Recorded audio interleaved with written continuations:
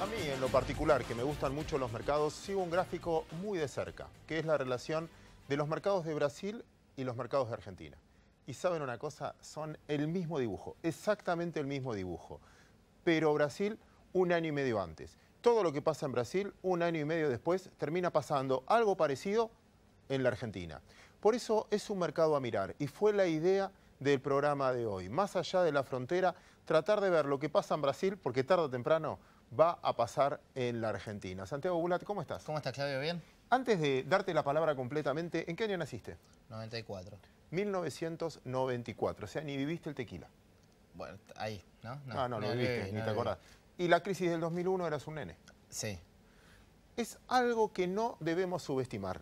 Santiago, que ya ocupa un lugar, diría, central en la economía argentina, en el fondo, muchos en toda Latinoamérica y en Argentina le seguimos hablando a muchas personas que tienen un montón de historia, un montón de experiencia, que vale la pena, pero hay otra generación como la de Santiago que no vivieron temas tan difíciles. Y hoy en el mundo se está revolucionando, si quieren, en quién tiene la representatividad de la gente, porque escuchan más a ellos que a la gente de mi generación. Y no es un dato menor porque muchos medios, muchos de nosotros, muchos de los que hablamos todo el tiempo, estamos subestimando las reales variables. Ya voy a dar una vuelta sobre este tema. Santi, ahora te saludo oficialmente. Gracias por esperarme. Gracias, Claudio. Bueno, obviamente vamos a hablar de un poco de Brasil, y no solo de Brasil, sino del mundo también, ¿no? Y particularmente yendo a nuestro país vecino, que es uno de nuestros principales socios comerciales, sobre todo en la industria automotriz. Vemos una correlación ahí directo y cómo también tiene una incidencia en nuestra balanza comercial, ¿no? Todo lo que tiene que ver con el comercio con Brasil a nosotros nos alienta o nos desalienta mucho en los periodos en los cuales ellos decrecen, la economía de Brasil está estancada. En Argentina también se ve una repercusión ahí importante. Y de forma contraria pasa quizás algo similar, puede pasar en menos magnitud probablemente, pero de la misma manera los dos están afectados uno por otro. ¿Pero qué está pasando en Brasil? Que a poco pareciera que empieza a salir de algunos malos números que venía viviendo, ahora también con un cambio de presidencia bastante importante, sobre todo porque la ideología es diferente también. Y por otro lado, Argentina, que todavía no sabemos cuándo va a terminar la recesión, cuánto vamos a caer, en qué momento se sale un poco de esto y con elevadas tasas. Bueno, ¿cómo machea esto y qué puede pasar en el mercado interno? Porque tenemos una especialista para hablar sobre la macro y sobre la micro, que están los dos temas y puede, la verdad, que juntarlos muy bien. Sin duda, se llama Esteban Domecq, ya usted lo conoce, vino a nuestro programa, lo escuché el otro día en una charla explicando claramente la incidencia de Brasil en la Argentina, eso que le decía en el gráfico que le queríamos mostrar. Cada punto de PBI que crece Brasil para nuestra industria representan 3 puntos. Claro. Es mucho más importante para mucha industria, sobre todo metal mecánica argentina, que le vaya bien a Brasil que a nosotros mismos. Por lo tanto, nos parecía muy relevante. ¿Damos las redes? Redes, pueden comunicarse con nosotros, nos encuentran en Twitter, en Instagram y en Facebook como Equipo Bulat. Pueden también volver a ver todos nuestros programas, allí nos encuentran como El Inversor Oficial. Pueden también escribirnos si tienen alguna consulta que contestaremos en la radio o también vía mail, equipo.bulat@gmail.com. Y por último, leernos en nuestro newsletter www.elpuntodeequilibrio.com. Después, no se olviden que también están los agrotips con Darío Guardado. Empezamos a trabajar.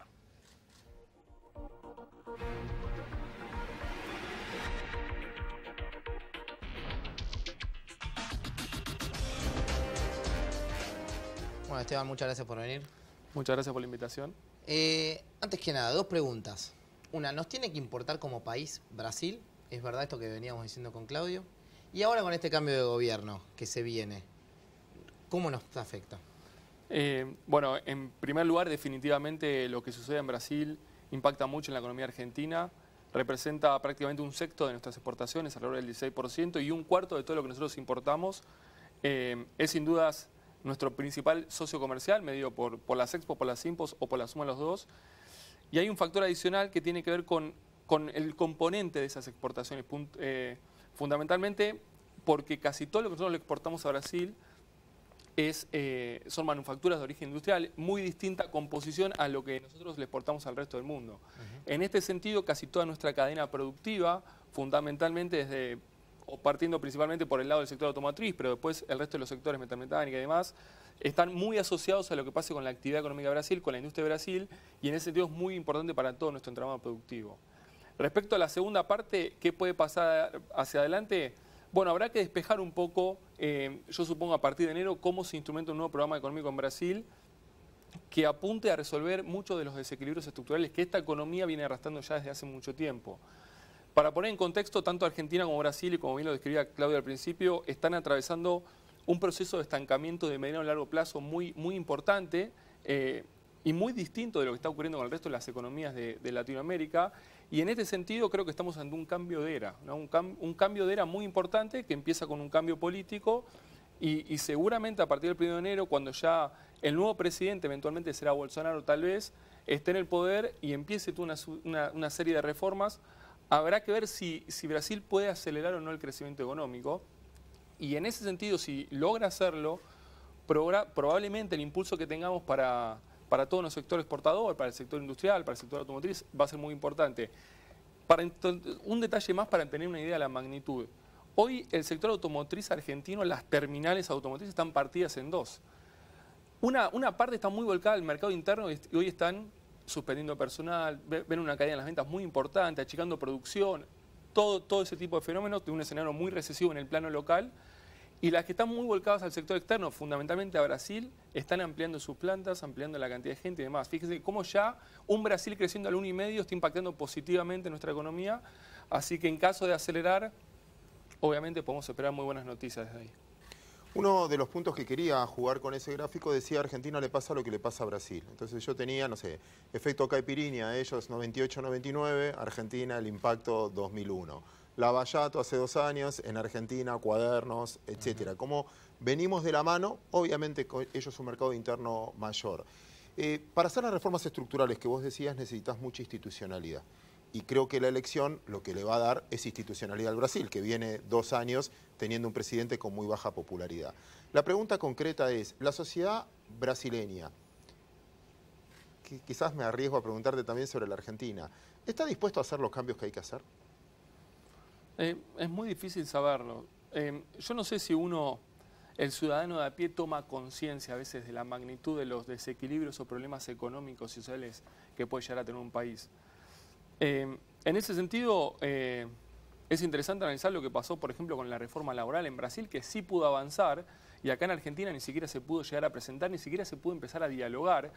Y es un problema realmente lo que está sucediendo en el mercado laboral argentino, así como también sucedía en el mercado laboral brasilero. Si estamos preparados o no, yo creo que cada sociedad tiene su timing y no sé puntualmente si en ese plano podemos hablar de este rezago del lag de 1 o 2 años. Y como bien decías, el tema de instituciones son muy importantes y ahí a veces nos separamos un poco más. Yo creo, por ejemplo, una gran diferencia que hubo en la última década en estos 2 países, hablando desde lo institucional, fue el cuidado de la moneda. Brasil salió a defender su real, tuvo disciplina monetaria, a diferencia de lo que nosotros no hicimos. Y eso ya nos han sacado más de 10 años de diferencia en ese plano. Eso tal vez pasa en el mercado laboral también o en otras de las reformas estructurales que hay que hacer. Así que es una incógnita. Dicho eso, en los 90, me acuerdo, yo tengo un artículo de diario donde se expresaba que casi todas las monedas latinoamericanas valían a 1 en la convertibilidad. El real valía 1, 1.10, llegó a valer 1.20 en la época de Cardoso, el peso valía 1 a 1, el sol peruano valía 1 a 1, el peso uruguayo valía 1, eran casi todos valían 1.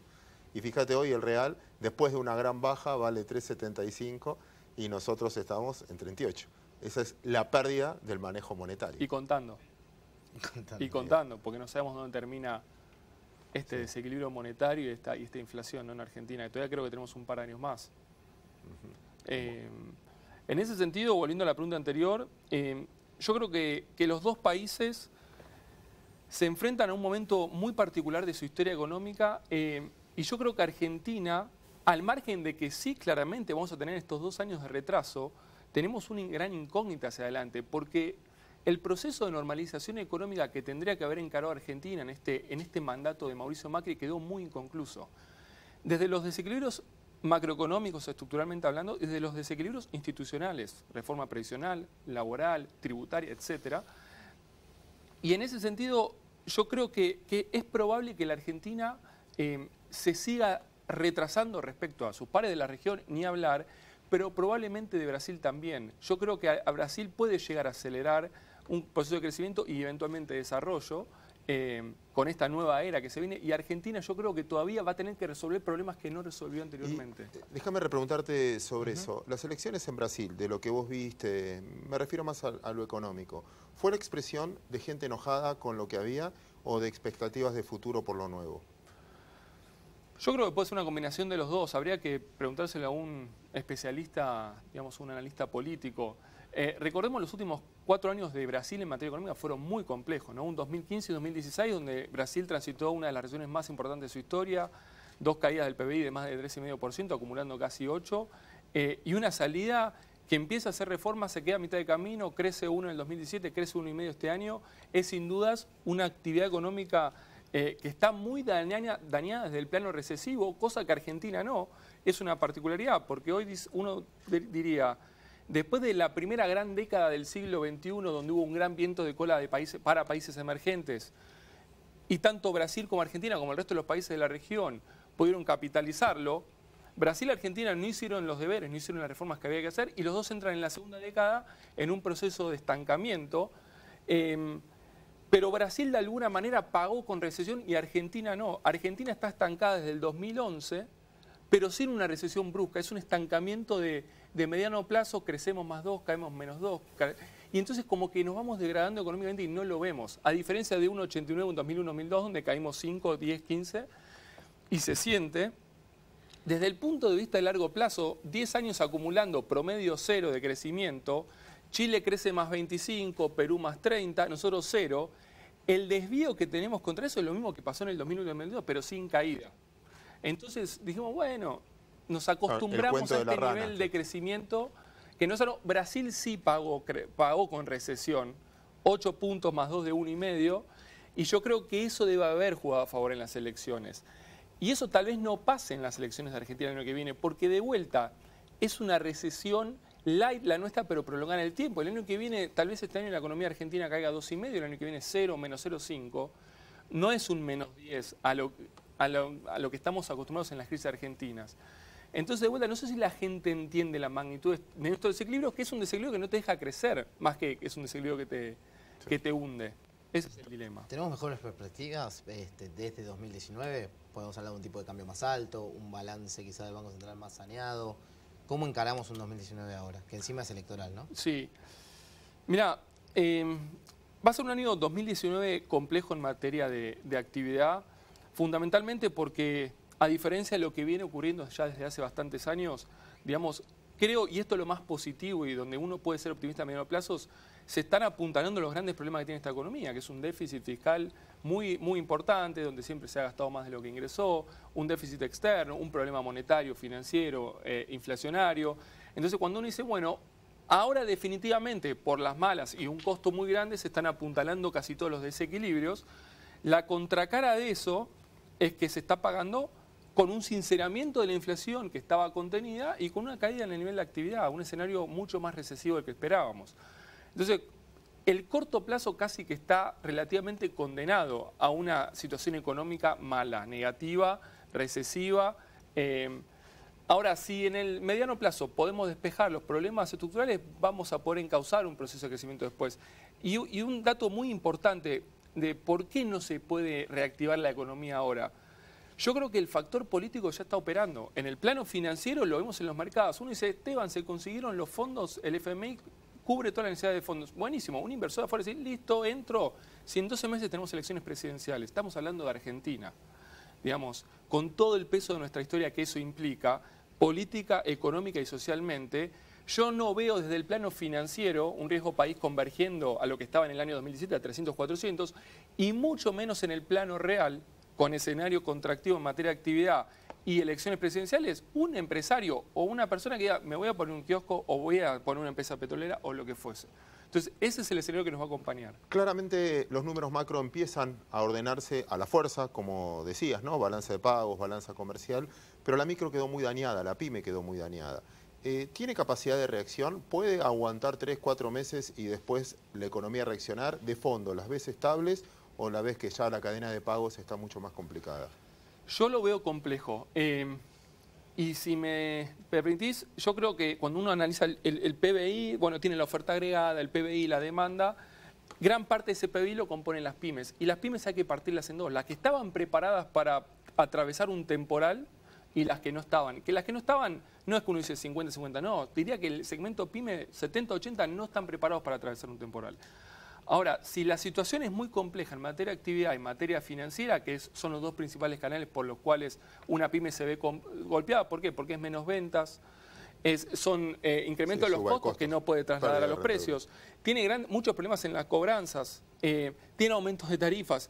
Uno ve una pyme y agarra un estado de resultado y están bombardeando por todos lados. Sumarle el costo financiero, una tasa elevadísima. Entonces, en este sentido, digamos, yo creo que va a haber que ver cómo administran el ajuste desde la política económica, Ministerio de Producción y Ministerio de Hacienda. ¿En qué sentido? En de alguna manera blindar a todo el sistema y el entramado productivo PYME. Porque si no, el segmento PYME va a ser el que va a pagar gran parte del ajuste. Pero ¿por qué es peligroso esto? Porque una estructura PYME tan vulnerable, tan poco preparada, con tan poco excedente de capital de trabajo, de financiamiento, de espalda. Las grandes empresas casi todas tienen inversiones. Un escenario reducen inversiones, capital de trabajo se mantiene. O se financian con las pymes porque les atrasan los pagos. Ni hablar, se financia. Esto es una guerra de grandes contra pequeñas y pierden las pequeñas. En ese sentido, digamos, claramente va a haber que proteger mucho en los próximos 3, 4 meses esta entrada a la recesión que ha sido profunda, donde se agudiza por una política monetaria más contractiva. ¿De qué manera yo espero que en las próximas semanas empecemos a ver algunos instrumentos concretos de política económica que empiecen a amortiguar la caída? Y yo creo que desde el plano financiero sin duda tienen que reactivar algunos esquemas, digamos, compensatorios de tasa de interés y demás, sin dudas. Después supongo que desde el lado de tarifas también se podría llegar a armar algún programa de tarifas especiales para algunos segmentos o sectores de Bueno, pymes. intervención en cheques están haciendo, por ejemplo. Sí, pero por otro lado se cortaron algunos. Ahí hay como de vuelta. Por un lado quieren dar, por otro lado tienen el déficit fiscal o la instrumentación de un nuevo programa monetario que tiene que funcionar desde la tasa de interés. Entonces estamos con el tire de afloja, a ver qué sector, digamos, hace el ajuste. Pero yo creo que sin duda va a haber que protegerlo y desde el lado del plano laboral yo creo que va a haber que apuntalar mucho. Como por ejemplo, es muy difícil saberlo, pero yo creo que algún tipo de incentiva, reducción de cargas sociales o demás, para proteger empleo va a haber que hacer. Si no, digamos, vamos a seguir con una dinámica de destrucción de puestos de trabajo. Y de vuelta, yo creo que el mayor riesgo está en este momento pasar de evitar una espiral inflacionaria, pero tal vez meternos en una espiral recesiva. Entonces hay que barajar las dos cosas en este contexto. Ahí con Claudio en general traemos un tema a la mesa que tiene que ver con que siempre la Argentina tiene la historia de subir los impuestos para recaudar más.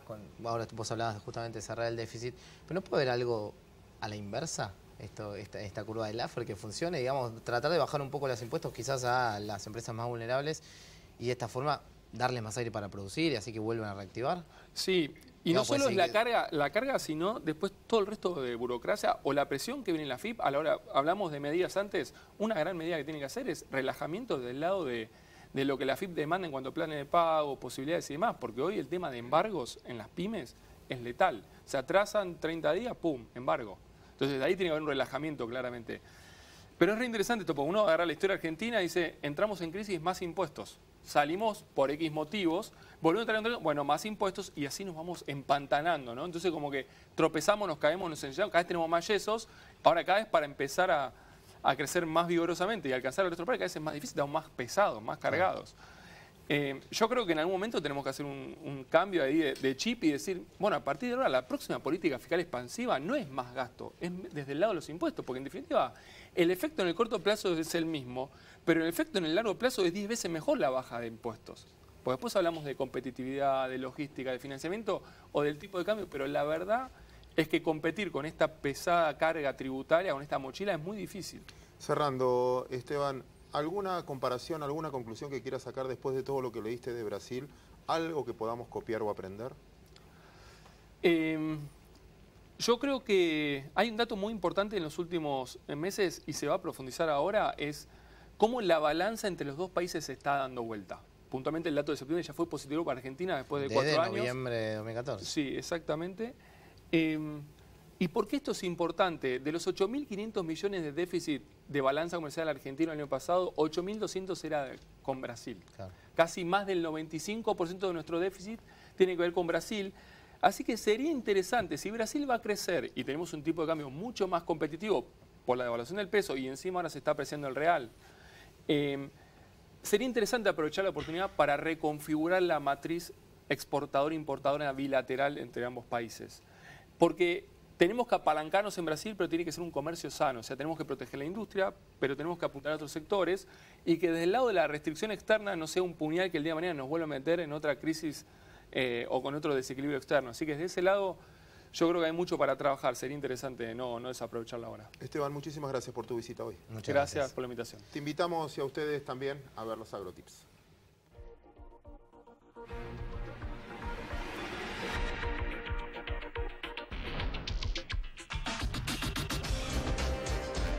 Hola, ¿cómo están? Bienvenidos a AgroTips en El Inversor. Hoy les quiero plantear un interrogante, un gran interrogante que existe en los sectores productivos de la Argentina. ¿Es posible producir en nuestro país con estas altas tasas de interés y el difícil acceso al financiamiento?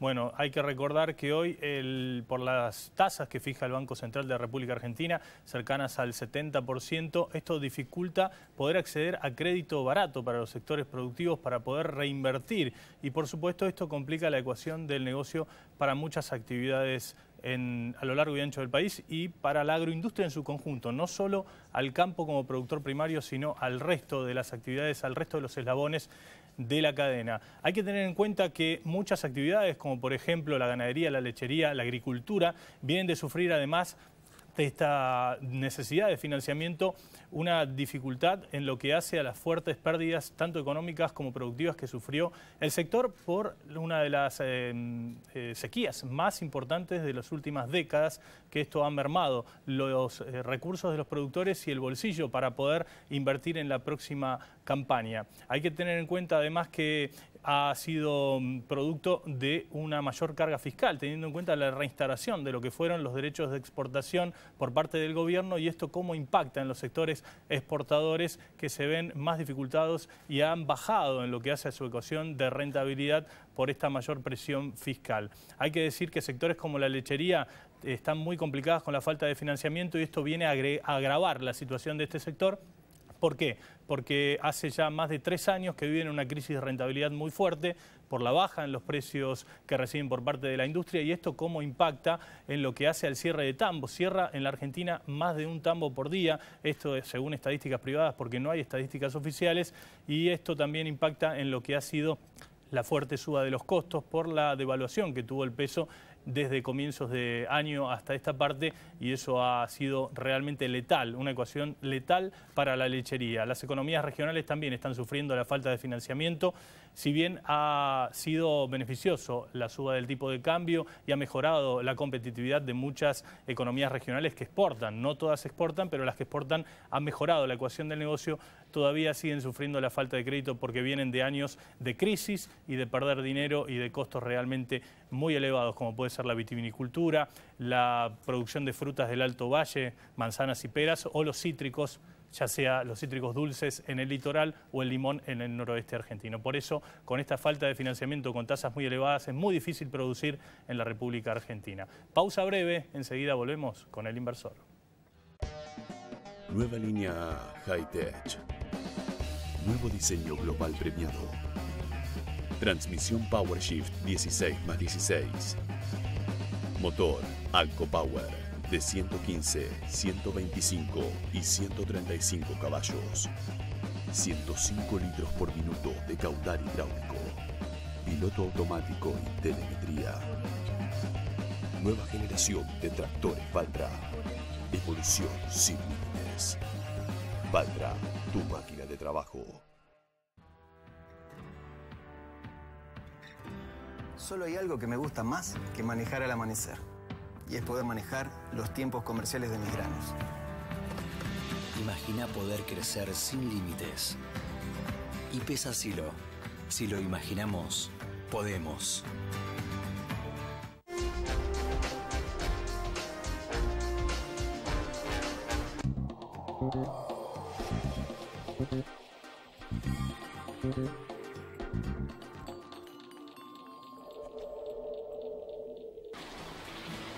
¿Qué es crecer para vos? ¿Viste entrar a Abu?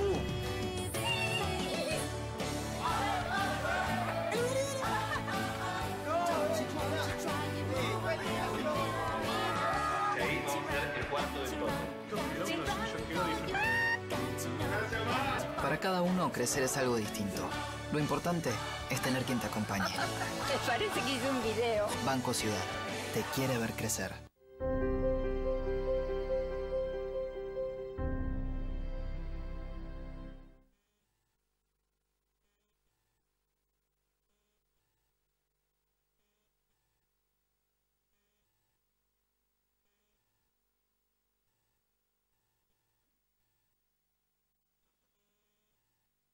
Un banco diferente.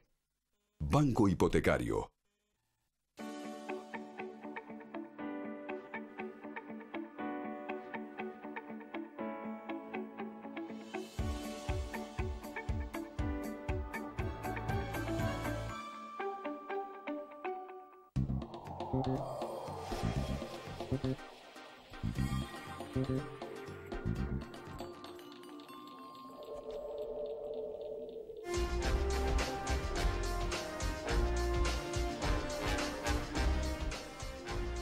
Más allá de la frontera fue el contexto que quisimos darle al programa hoy para tratar de ver qué pasa en los países vecinos, porque muchas veces replica, no solo replica, sino también influye. Sí, la verdad que una entrevista muy interesante para entender qué puede pasar de acá en adelante y qué podemos esperar también de nuestro socio comercial, pero también Argentina, con un rol importantísimo, con muchos desequilibrios que todavía no están saneados y un año electoral que se viene por lo menos difícil. Igual nos queda todo un año por delante y todavía muchos meses más de programa para seguir analizándolo, pero interesante saber estar con alguien que entiende de macro y también de micro y medianas empresas. Igual, a nosotros, a usted, a nosotros no nos queda otra que intentar y seguir trabajando. La olla hay que pagarla, así que señores, nos vamos a reencontrar en todos los medios que tiene el equipo Bulat a través del Inversor. ¿Empezamos?